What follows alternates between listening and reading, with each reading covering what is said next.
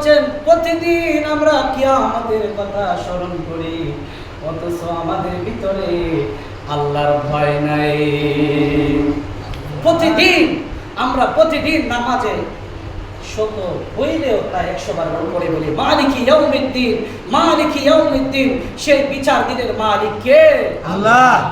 কি বাবা, আল্লাহ আপনাকে স্মরণ করে দিচ্ছে ওই দিনের কথা, যেই দিন কিয়ামতের ময়দান অবস্থান হবে, কিয়ামতের ময়দান সংঘটিত হবে। অথচ আমরা কতটা গুমরাহির পথে আছি, কতটা পথভ্রষ্টের পথে আছি। মালিকি ইয়াউমিদ্দিনের অর্থ জেনেও আমরা কিয়ামতের কথা কোনোদিনও চিন্তাও করি না। প্রতিদিন আমরা মালিকি ইয়াউমিদ্দিন বলে